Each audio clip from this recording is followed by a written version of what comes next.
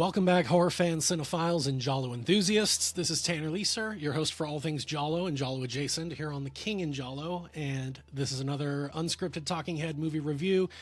This is for the 1970 pseudo Giallo film Kill the Fatted Calf and Roast It, directed by Salvatore Samperi. This film stars Marilù, Tolo, John Sorel, Gigi Ballista, Maurizio Degli Esposito. Oh, no. Maurizio Degli Esposti.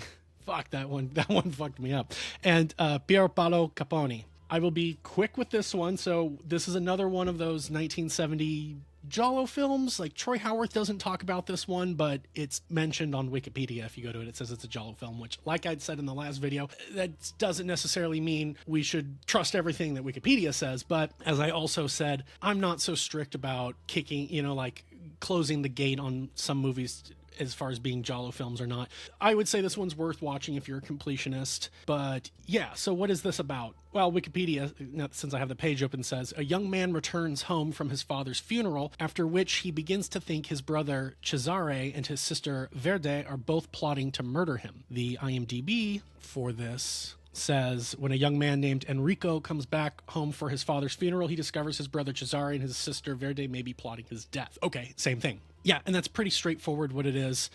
This one was better than the last one I watched. I would actually say, in a nutshell, this reminded me of Devil in the Brain in terms of it's pretty decent. It's pretty decent, and like nobody talks about it. Yeah, I would say this is overlooked, and it is a little slow. Yeah, I don't want to say it's fully boring, but it is a little slow. It is a little bit of a slow burn, like Devil in the Brain. Also, like Devil in the Brain, the music was Ennio Morricone, I believe. Let me just confirm that, but I'm pretty sure that it was Morricone. Yeah, not a great soundtrack, but he doesn't do bad. He never does a bad soundtrack, so it's not fully memorable, but it's not bad at all. But yeah, this is a decent one. Early on in the movie, I was describing it as kind of like Hamlet meets a Giallo, except replace the uncle and the mother with siblings. But yeah, what's his name? Enrico comes home and he's pretty sure that his brother and his sister might have had something to do with his father's demise, and he notices that like they gave him his dead body an injection.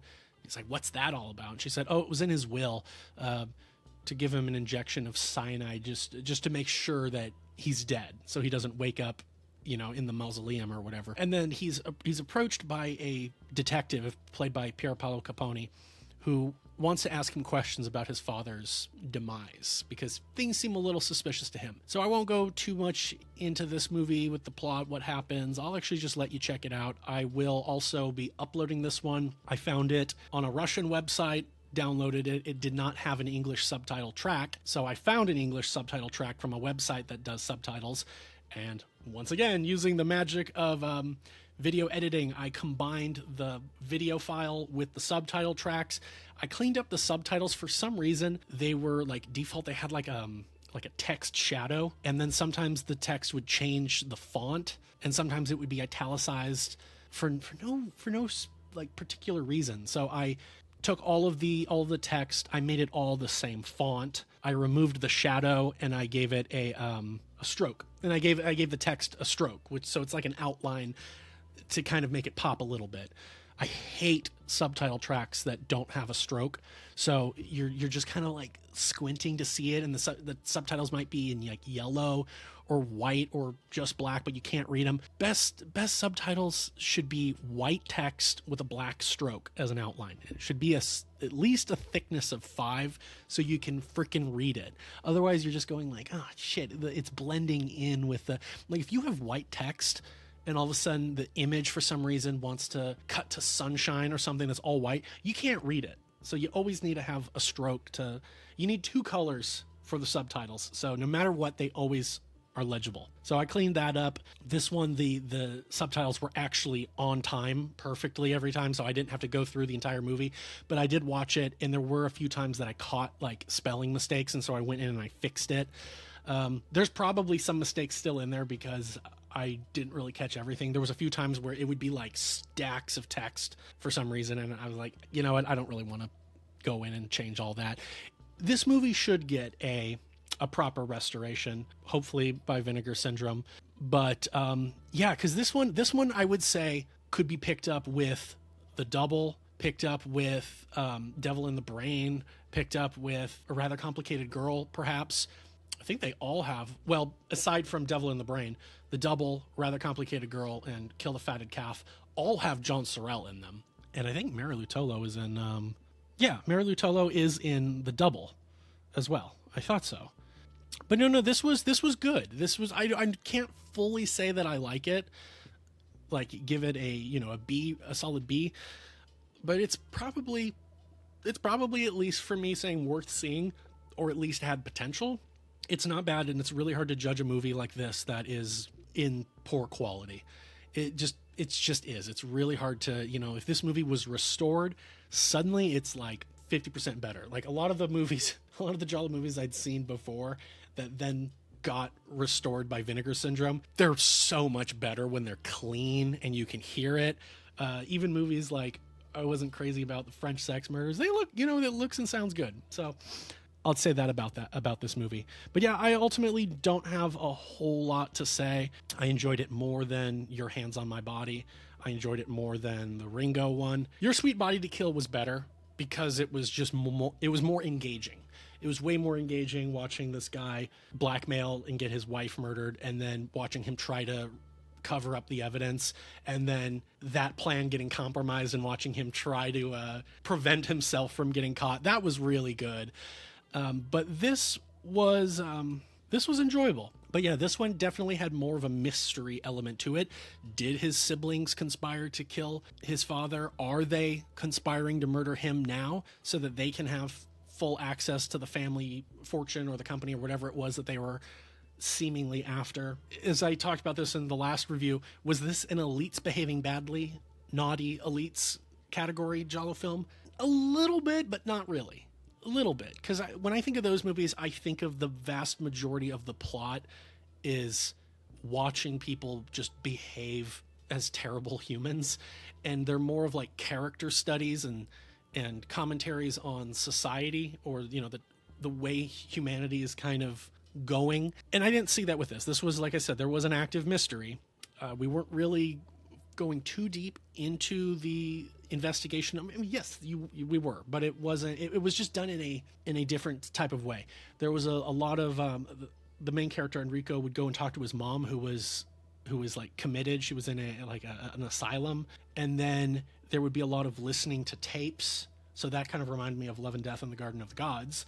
And then there was a lot of sexual tension, I will say, which was very bizarre. Also, fair warning, this movie does have a sequence like a third of the way or halfway through the movie where the character goes into a slaughterhouse, and you're not watching cows get killed, but you're watching like cows get carved up, and you're watching like pieces of like meat and viscera and stuff like getting thrown into piles, picked up off the ground. Oh my gosh, someone picks up like a pile of guts and throws it into a tray with other pieces of meat. Like that's so, like, you just picked it up off the cobblestone. I like to say that we're a little better now with how we handle meat for the public consumption, but I don't know anything about that. All I know is I'd rather not look into it because it will put me off. But yeah, no, this was not a bad one. It deserves a little bit more recognition. It is it this director's Salvatore Samperi? Is it his masterpiece? If it is, I would say that he didn't have a whole lot, but it's good. Yeah, I don't want to say that it's bad in any way. Let's say I'm curious what else Samperi did. What has he done that I would know? Now, you guys will probably be commenting, "Oh, he did this and he did this and he did this," but I don't recognize a single film. Yeah, that's my bad for just not knowing this guy. But yeah, I don't recognize any of the films in his filmography. But this was good. This was good. Like I said, do I like it? I probably wouldn't go that far, but I would be very interested to rewatch this if it got a good restoration. and it would be a fun one to cover. It's definitely worth talking about in terms of those gems that most people don't discuss within this genre, like Devil in the Brain, like The Double, like what was the other one I talked about? Rather Complicated Girl. Yeah, that was fine too. Anyways, that's all I've got to say. So I will throw this and Your Hands on My Body in my 1970 ranking video, and we'll go from there. I'm kind of switching up what I'm posting. I'm trying to get I don't know if Black Belly of the Tarantula Celluloid Dreams product review will be out before this or after this. There's a lot going on, and I'm trying to schedule my videos so I can get that product review out as soon as possible, because I don't want to put it out like a month after the product has come out. But I'm pretty sure they've kept delaying it, because I'm pretty sure it was supposed to come out earlier, and then I thought it was going to come out in June, and then I thought it was going to come out like July 20th or 20 something, and last time I checked it said August 11th, I think, and I'm like, do they keep delaying this? I don't know.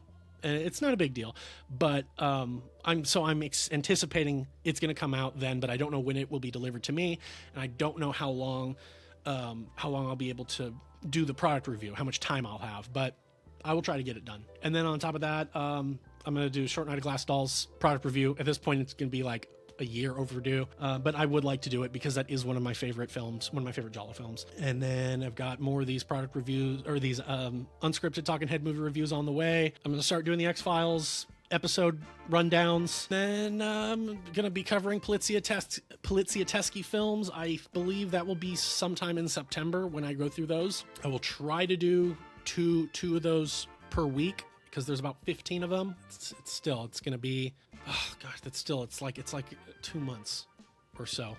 Anyways, but it's good because I'll be bringing in people who are interested in that, and hopefully we'll get some more people here who are interested in Italian genre cinema. But yeah, thank you for watching. Sorry if I didn't really talk so much about this movie in a way that you were hoping, but the movie should be available.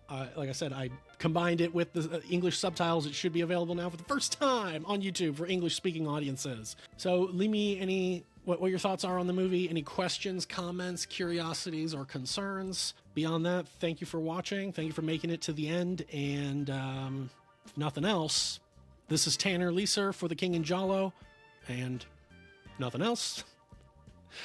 I'll see you next time. Thank you.